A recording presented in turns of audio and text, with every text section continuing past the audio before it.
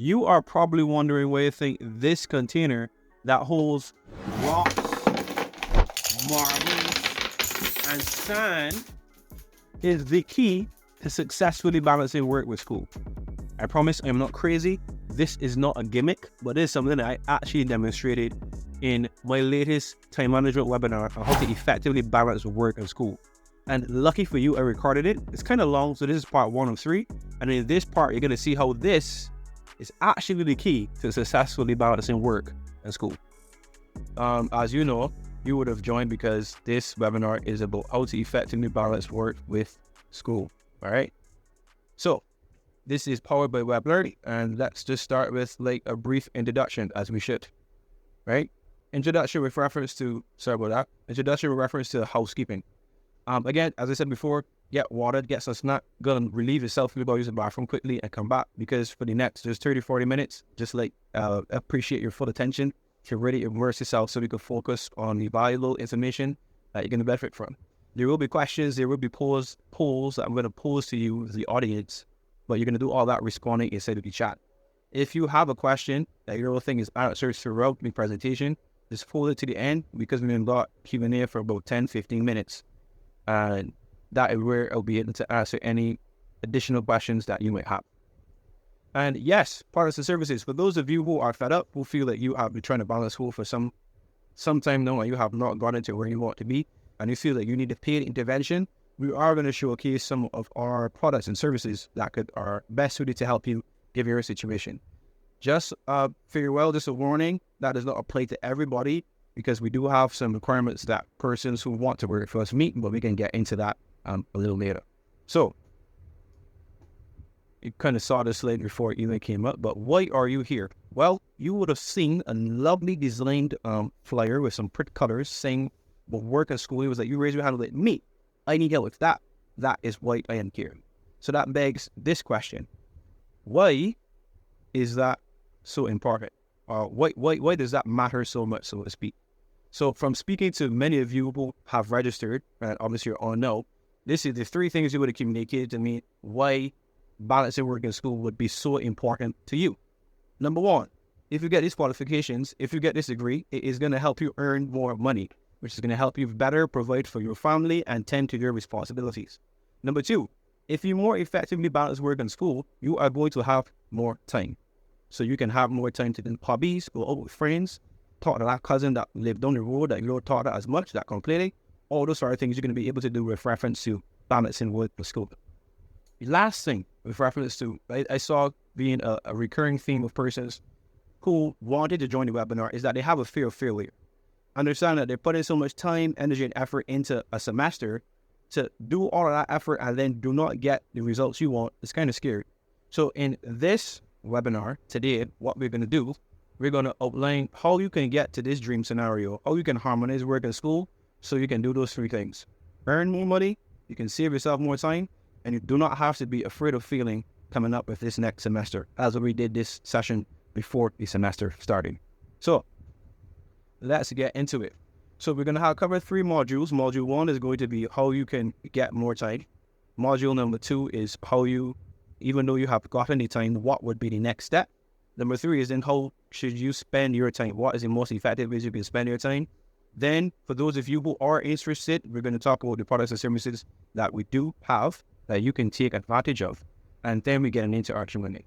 So how to get more time? Very interesting question. It's a very simple question, but does it have a simple answer, right? So, this is a well-drawn, Picasso-like, excellent pie chart drawn by yours truly. As you can see, all the lines are straight. There are no squiggly lines, nothing of the sort. But this is to demonstrate our dilemma, right? 70% of persons who do balance work and school say that they have significant difficulty when doing so. So all of us here presently, the vast majority of us, are in that 7 in 10. But you should not beat yourself up, because as it says, it is a common struggle. So going forward, understanding that you are not alone in this struggle. It's not just you, but yourself. Many persons the world over have similar difficulties when balancing work at school. So I'm posing a question to you in this is the first question towards you inside the audience, right? So with reference to balancing work and school, what is the biggest challenge you have experienced thus far? In previous semesters, what do you think is going to be the biggest issue coming up this semester? Just respond in the chat for the next probably 30, 40 seconds. You can be reading out what you guys see it, but you can be as specific as possible. What are the challenges that you have balancing work and school? Procrastination, finding time to keep up with the course content. Awesome. Time management. Well, Shanda, I'm trying to be a little more specific. Making time to read all the materials, right, in great detail. Excellent. Right. These are a lot of the same issues I would have seen a lot of persons have. So we can show just what some of you would have communicated to me what your biggest issues are, actually. So this is what one person said. So when everyone registered, they would have communicated the issues that they are having. So this person said, I am also aware that I have a serious problem with time management and prioritizing and finishing tasks before I move on to another one. It's too much to do and not enough time, and staying late to catch up on work wasn't an option. Then you have classes to go to. A lot fell behind, and I was never able to catch up, right? That's one person. We have 3 examples. This is the second one. So this person had issues with time management, prioritizing. Our next registrant says that I suffer with procrastination as I fear not doing a good job, so I put off starting. I need to keep on top of things right out of the gate and then find myself in trouble. And our last registrant said, no time. I'm tired all the time. I sleep in class. I don't seem to understand anything. The last 2 years were horrible. I failed all my courses last semester. I have difficulty concentrating while studying and preparing for exams. I honestly think I'll quit, right? And these are pretty normal circumstances, right? But what I want to tell you is that I was just where you are. If you don't know me, my name is Jared Thompson. I was a full-time student at the University KFL campus. I was studying accounting and finance while also balancing a part-time job in accounting and finance, right? So I do have somewhat of a first-hand experience, you could say. However, when I first started, this is what it looked like majority time. Stress 24/7. I ain't got time for myself. Physical health, shambles. Mental health, shambles. Emotional health, and shambles too. It just felt like I could not get a grip. Everything was coming so fast. I did not know how to balance it all. But gratefully, I went from this to a little better of a situation, right? I was able to, after reading a ton of books, doing some courses, reading scientific literature on like the best ways to study. I was one of them nerds. To the point where like I eventually got comfortable enough to share what I was learning. I shared with some persons on a one-on-one basis with my peers. Eventually I did it with regards to this business. And that is what got me here today to be having this discussion with you, having this webinar to speak to all of you today. Thing is, I am an average Joe. I am a regular fella.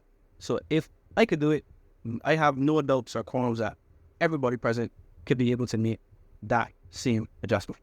I want to just give a brief demonstration on how I think are the simplest way I could demonstrate with reference to how we could better use our time.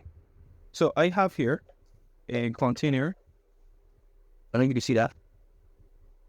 See through. We got some rocks. We got some marbles. And we got some sand that I still throw in there, but it's more. Right? Cool. So, the rocks. This is to signify school. This is all the studying you got to do. This is, you're trying to get all your coursework done. You've been in any classes, whatever the case. Marbles. Schoolwork. Sorry. Not schoolwork, like actual work. Apologies. You're going in Monday to Friday, you got in 9 to 5, and you're still trying to balance everything. The science is everything else. Everything you got going on in life. You're scrolling on TikTok, you're watching YouTube videos, you got to deal with children, you got to deal with the kids, you got to beat the dog, take out the trash, etc. For us to get all this stuff in here as best as we can, where do you think we have to go first? What should we put in first? Rocks, and this obviously is a question to you guys. Rocks, marbles, or the sand? Which going in first? I think I know. Do you know? In the chat, obviously, okay, Cora says rocks, JL says rocks. Okay. Yeah, simple question. Yes, rocks. Nice. So, if we could just easily kind of ease some of these in there.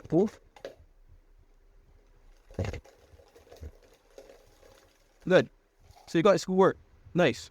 After rocks, we'll be taking sand or marbles. Sand or marbles after this. We want to make sure everything fits as nicely as possible. We'll play some more rocks. Thank you. Aha. Correct. So let me just sprinkle them a little bit up.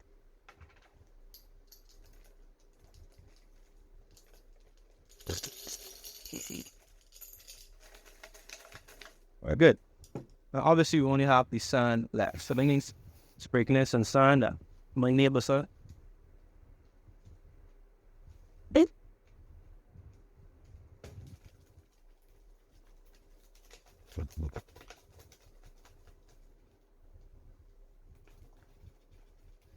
I know when that's there. Anyhow, so as you can see, I don't know how best you can see. We got some rocks in there, but the sun is fitting in between, right?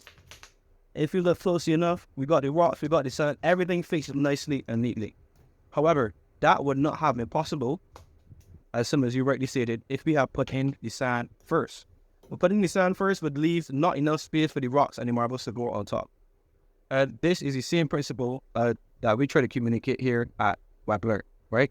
Is that for those of us, and I'm putting back up the presentation so you guys can let me know when it's back up. For those of us, we try to communicate this very simple strategy. And this is how we're going to use this same presentation with reference to our sand and our rocks and our marbles on how to conquer the procrastination and shutdown. So let's get into that at this point. So what we're going to do, we get into two frameworks that we run through everyone in WebLearn in. If you come to the door at WebLearn, these two things you learn off the bat. The first framework is to bullet journal and the anti-procrastination checklist, right? So the bullet journal is with reference to scheduling, and that is the one we're going to address first. So how would one bullet journal? Well, same way with reference to our demonstration just now with our rocks, our marbles, and our sand, you identify what your rocks and marbles are. What are the activities and tasks that you have to do, that you should do, that you probably are not doing, right? You get a list. That list could be 10, 15, 20 tasks long. Second thing you do is you get the biggest rocks, you get the biggest marbles. What are the tasks? What are the activities that you could engage in today, right? This container being your day, that can get you as close as possible to your goals. What tasks, what activities have the best return on investment? And then, number 3, you put in the big rocks, you put in the big marbles first. Meaning, you carve out time at the beginning of your day to engage in these activities. Because even if you only engage in a couple of those activities for the day, your day is still successful. And usually what we do as humans is that when we have a big win in the beginning of the day, that kind of like trickles down into the rest of the day. You get some momentum. You get some stuff going in your favor. Right? I get to study this morning, or I get to make sure that like I got to exercise and all this stuff in the beginning of the day. Well, you know what? Let me try to be more productive for the rest of the day. Right? And the last thing with reference to how we can bullet journal or do so effectively is to the rocks you miss today, put in tomorrow. What does that mean? Well, these rocks that probably are somewhat important and these marbles that I should do, I'm going to get a brand new container tomorrow.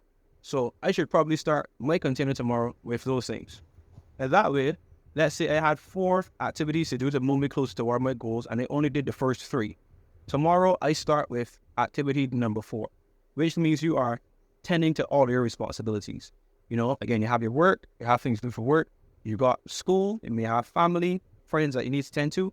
Doing that allows you to be balanced, but still ensure you get the most important things done at the beginning of your day, right? So that's how you bullet journal. That's how you can schedule your time. And again, you set it up in the to-do list, you put it in Google Calendar, whatever the case is, but sticking to that format has helped many of our clients get to where they are. Good. So how can we know the procrastination using same said illustration? Well, we have a 5-step checklist and we're going to run through it with you now today. So let's say if you were a person who never used to put in the rocks first, you was always a sand first kind of guy because you like Sandman from Spider-Man or something like that, or you just got like, you know, an addiction or something. If you still always put in the sand first, you being stuck up on the days that you put in sand first, thinking that cheese on bread last week and didn't do what we were supposed to do, or the week in front, man, I really was not as productive as I should have been. You are not allowing your main focus in the present. You have a container to fill today. You have a day today to make the most of today. And if you don't focus on today and you hung up on these things you used to do in the past, you're going to always be stuck where you are. So the first step is to forgive yourself. Second step is to break down your tasks. Initially, when I had this container full of rocks, you could have seen, oh my gosh, those are so much rocks. That is a lot of rocks in that container.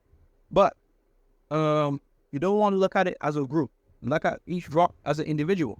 So what are the small things that you can do to progress towards these activities, these goals that you want to do every single day?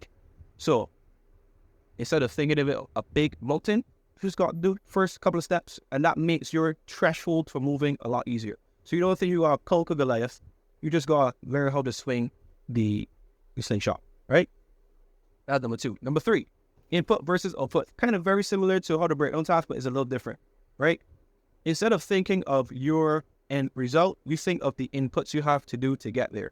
So for example, some of you may have to do revision, studying, or let's say you may have to read a book, an entire book for a course. You're in the cheese on, brother, I got to read that entire book, man. I don't want to start from that. Because it's just like the stress of going through that kind of paralyzes you from doing anything. But let's say you, instead of thinking you have to read the entire book, let me just say you got to read chapter 1, or you got to read the first 5 pages, right? You want to do a practice exam, and you're like, geez, oh, that is like 3-hour exam. Well, instead of doing that, just do the first 15 minutes and see how that feels, right? Thinking of things of the input, the things, the actions, the small actions you have to do the big thing is going to make it easier to start it in the first place. Okay, good. Now on to number 4. Let's say I hang around a bunch of guys who are sand first guys and not rock first guys. Day 1, I may continue to be a rock first guy. Day 2, day 3, but eventually I might tell myself, oh, them men looking good doing them sand first thing. So step number 4 on the checklist is to control your environment. Your environment is just not the people you are around. Your environment is also your physical environment. It also is with reference to the media and information that you consume. You want all of these things to be curated so that it's easy for you to engage in these activities. So for example, let's say in here is very study. In here is messy. My books all over the place. I never have my resources together. And then before I even start to study, I just got to clean up the room and then find the books and then find the pens. By the time I do all of that, I am not in a state to go forward to study. So curate your environment so it's easy for you to take those next steps and be proactive and don't procrastinate. And number 5 is consistency. As a human being, you're not always going to get this perfect setup where you are balancing everything great. You're going to have bad days, right? You're going to have a day where you only get in 1 marble and 1 walk. Should your idea or should your thoughts be after that, my cheese on bread? Well, tomorrow I just plain in sand first and give it up. No. Even on those days where you don't feel like it and you do the bare minimum, you add a link in the chain, which makes it easier to continue the next day. Every day you break the link, you start from 0. So when people had to snap streaks and you're going to day 366 over the cases, same process. Because even if you just do it a little bit every single day, I bet you every day on that snap streak was a pretty picture. One of the days it will occur then, or you see somebody left big toe or something like that. But it was continuing in the same process. And that is how we overcome, again, how you schedule and you overcome said procrastination. For you to get access to these same frameworks, you can see the bullet journal framework inside the 21-day stress-free scholar course. For those of you who register at webinar, you get automatic access to that. And we're going to say that at the end. Also, the framework the anti-procrastination checklist. You're going to get that in one of our episodes on the Parallel Success podcast. Recently rebranded, by the way. Thank you guys for choosing that name. And we're also going to, for those of you who are registered, we're emailing you that specific podcast if you want to go a little deeper on procrastination. So we would have nicely covered module number 1. Now you have time. You don't procrastinate as much anymore. You got things scheduled up through using your bullet journal and your procrastination checklist. So you have the time. What? No. If you enjoyed this video, you should probably look over here and choose one of these.